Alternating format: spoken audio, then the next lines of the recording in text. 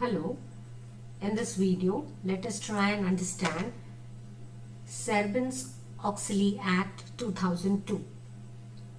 This act was constituted in response to the numerous corporate failures in the private sector in the US during those times and the loss of confidence and accountability, and that's why investors started looking at the financials of the corporations. There were some major setbacks, and the reasons being the unethical practices and the downfall of major corporations in America, normally the collapse of Enron, WorldCom, and the dismissal of Arthur Andersen. The combinations of all these events created an opportunity to enact a change, and this change was brought by forming the Sarbanes-Oxley Act on July 30, 2002. It was introduced by Paul Sarbanes, Senator of Congress, and Michael Oxley, former President Nasdaq. Their intention was to create a law which protects the investors to corporations in America by imposing certain standards of financial reporting. This was to increase the reliability of the financial systems of any given company. So let us take a deeper look at what this act actually is and what are its recommendations. The act is divided in 11 titles. Title 1 relates to public company accounting.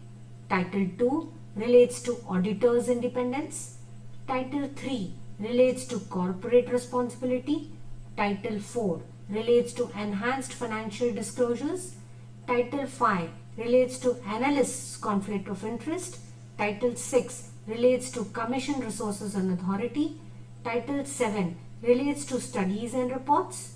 Title 8 relates to corporate and criminal fraud accountability.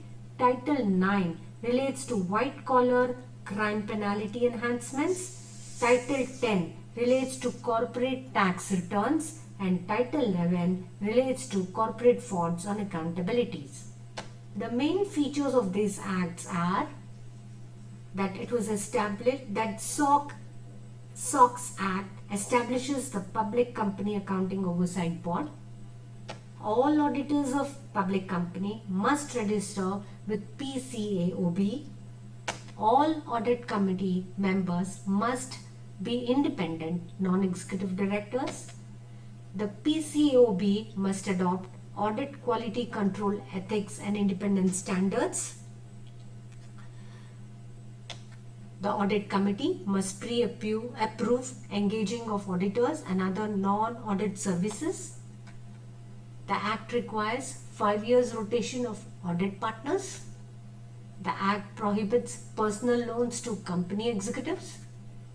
Financial analysts cannot be involved in marketing securities. The Act requires certification of financial statements by the company's Chief Executive Officer and Chief Financial Officer. All offshoot balances should be reported. Companies should provide a description of its internal controls, and this is to increase the confidence of the public in the organization. Thank you.